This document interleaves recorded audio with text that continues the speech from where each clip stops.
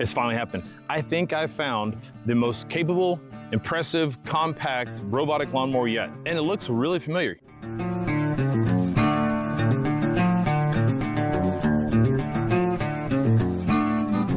Chris with Gadgets and Gravel. Like I said, this is the Mammotion Luba Mini 2. Now, I was sent this for test and review purposes. However, neither Mammotion or any PR agencies or anybody gets any input on this video before you see it, so it's new to everybody all at the same time. All right, with that out of the way, this is the Luba Mini 2. It is a cool machine. So when I reviewed the Mini last year, not the Mini 2, the original Mini last year, let me grab it. When we tested this last year, I was really excited to get it because the Luba 2 that I had had for a couple years was fantastic. It was my go-to, my mower that I knew would always work and get the job done. So when I got the chance to test out a smaller, more compact version of that, I was stoked. Now, as you can see right here, this is the RTK antenna. This guy is required to use the Luba Mini. It was always required for the required for the Luba 2. However, with the Luba 3 and the new Luba Mini 2, it's not required anymore. Now, with the Luba full size, the Luba 3, I used the RTK antenna with that one because it came with it, and you can use RTK, LiDAR, and cameras. It's all built into the same system. We have the exact same option here. However, when I got this one, the Mini 2, I didn't have the RTK antenna. I'm using it LiDAR and vision only. Let's talk more about how that works.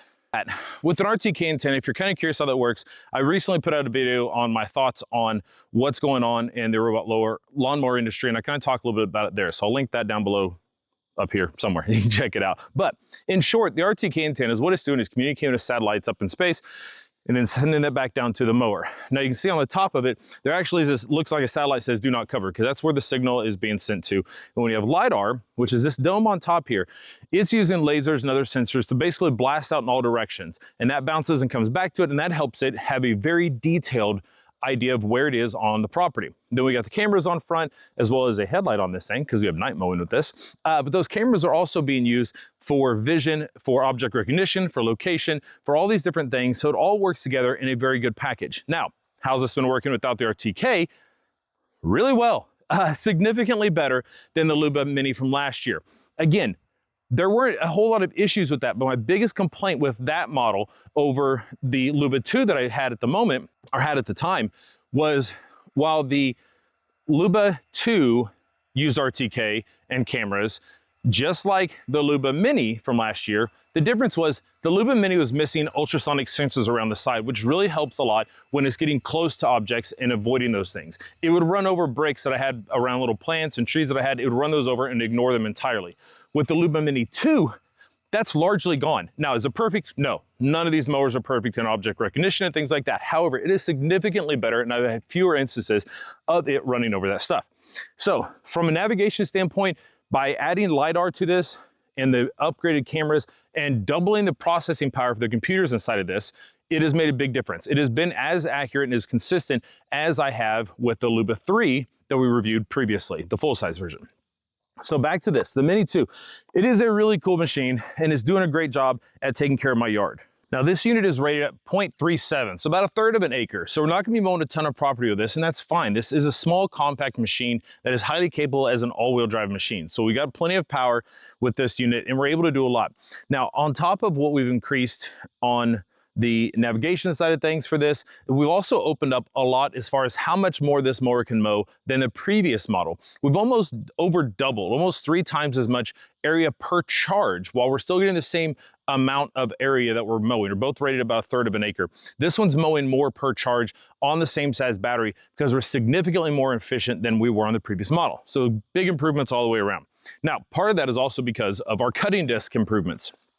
So down on the bottom, we still got a single disc, primary disc, except now it is a sandwich disc. So we've got blades that are sandwiched between 2 discs. We don't have 2 rows of blades like we do on some models like the Segway Navimo X450 that's got a stacked blade system where they're offset for more efficient cutting. This one is still single disc, or single stack of discs, single stack of blades, double discs, which helps keep a lot of the debris down, and we don't get as much buildup underneath here, as well as I haven't had as much buildup around the blades where they connect with the screws to the disc. Sometimes I can get gummed up and they don't spin or move as freely. I haven't had that issue as much on this, so I don't know if that's just the area that is mowing or if it is that new design. Either way, it's doing great.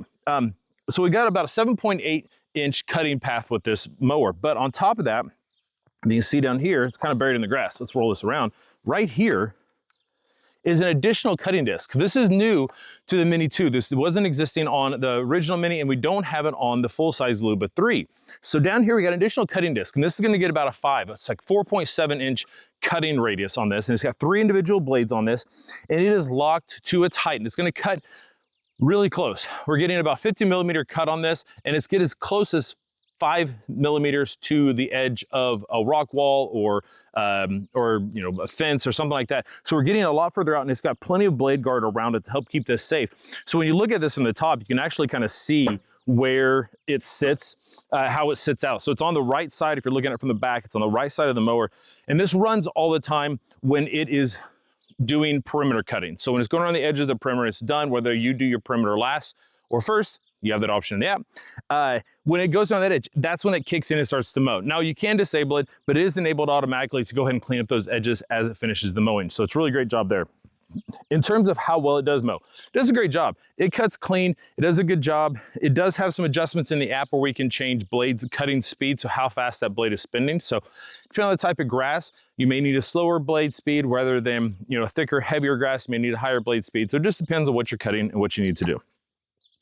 In terms of the top of this, we don't have a whole lot going on up here. Of course, we've got the cameras and the headlights, as well as the LiDAR navigation system on top. Out back, we've got no screens. Mammotion has never done a screen on theirs. They tend to stick with just some buttons, lights, and audible tones. So on the top, we got a start, power button, home, and mow. A row of lights that kind of gives you an idea of battery percentage. These are going to give you about 25% per light, so you can kind of see where you're at. We got a stop button on top, and the key that locks the unit is right on top and slots it in there. Of course, we have a rain sensor, so if it is raining outside or dewy or whatever it may be, you can have the robot set to not mow during that time. This avoids damage in the yard with putting ruts in the grass or something like that. Also, as well as cutting in the rain and wet grass can also help or potentially damage your lawn by matting and causing mold growth and things like that. So this has that option to not mow if it's raining, and then it can automatically take off when it's time to go again. On the front, we do have a bumper, so it physically can tap into something to redirect itself. You do have options within the app to set what kind of sensitivity or what kind of bypass it does to objects, whether that is touch or just vision or a combination of both. So those are settings in the app. We do have springs and a suspension on the front. So the front wheels do adjust and flex to the ground. The back wheels are locked and they do not do that. Now, I did say this was all-wheel drive. So we've got full power for forward and rear power motion on both the front and back wheels. However, unlike the Works Landroid I've reviewed, as well as something like the X450 from Segway Navimo, this one does not have electronic turning front wheels, just like the Luba Mini from last year and the Luba 3 from this year. We do an Omni wheel. So what that means is we basically have two sets of wheels within the single wheel, and they're offset rollers that allow the wheel to, when it turns, those will spin and reduce the amount of tear on your yard. So while it's not perfect, it does significantly make a difference than if that was not a Omni wheel. So we do have that option on there, and it works pretty well. So let's dig into the map a little bit. Setting this up is a pretty simple process. You're going to download the app, sign up an account if you don't already have one, and then tell it to add the device. Once this is set up, getting into the app, it's easy. You hit the add device and it walks you through the whole process. In terms of what this is like to get set up outdoors, that's an easy process too, especially if you have a model and you don't go with the RTK and you're dealing with just the LiDAR and the camera, as I have been. All you do is you're going to pick a place for your dock, you'll set it up, plug it in, put your mower on there, it'll turn on and you're ready to go. It's really easy.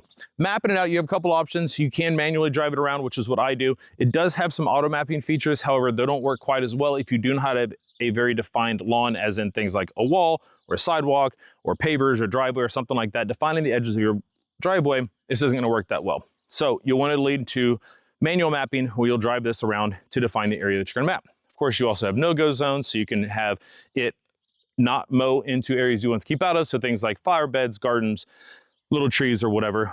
I generally have not been putting no-go zones on because I want to test its object recognition and see how it does. And it's done really well compared to the previous model. Not perfect, but I haven't lost any flowers to it yet, so it's done well. So we need to set up the map. You got your mapping done. Once that's done, you can select your areas. You can have it automatically go out and mow all the areas, or you can just choose certain zones to have it mow. And of course, you can also build a schedule. So building that schedule, you're gonna be able to tell it to mow, you know, section A on Monday at 8 a.m. and then mow section 2 on Tuesday at 8 a.m. However you wanna do that, you have those options. You also control your mowing speed, so how fast it's mowing forward. You can mow up to 2 feet per second when you're mowing. Just the thicker your grass and the faster you're mowing, the less quality, less carpet-like finish you'll get. It'll get done quicker, but you're not gonna have as good of a cut, depending on your lawn type and how thick the grass is. You can also control the cutting height, so that is adjustable within the app, as well as the blade speed, how fast it's spinning around. You get all sorts of different controls on this. So it is a great mower in terms of the features and controls you have within it, as well as the capabilities. I really have not had any issues with this. I wish there were some more ways that I could ding this to kind of make this seem less like it is a sponsored ad. It's not, but I haven't. Like, it's been really, really good. I have had a couple of instances where it did go ahead and run over a tomato cage around a plant that we'd moved to kind of give it some protection. It did go ahead and run into that, which is disappointing. However, it is a thin gray wire and I can maybe see how it would miss it, but it doesn't, once it ran into it, it stopped, backed up and went around. So other than that, it's done a really good job. It's highly capable to get in and out of a lot of different conditions. We can mow, we got 2 different models with this. There's an H, so there's a 1500 and a 1500H. The H just means a higher cut. So its range is 2.2 inches to 4, whereas the standard model is 0.8 inches to 2.4 inches, I believe. So that is our differences between those. The amount of area it covers is the same between the 2 models. Outside of that, it just gets it done. It has no issues getting up and down slopes. It can do an 80% slope, which is about 50 degrees, I believe. So we're mowing good hills. It's doing a great job covering everything. So if you have any questions, leave a comment down below. I'll be happy to answer any questions you have. I'll put links for everything down below, as well as the Luba 3 full-size review I did, as well as the Mini, original Mini. If you're curious about the comparison between that and this one in video form, go check that out. Got tons more videos coming up, so if you hit that like and subscribe button, it really helps the channel. If you hit the bell icon, you'll get a notification when they come out. You know, let's go track them down. So with that out of the way, thanks for watching. Look forward to seeing the next one.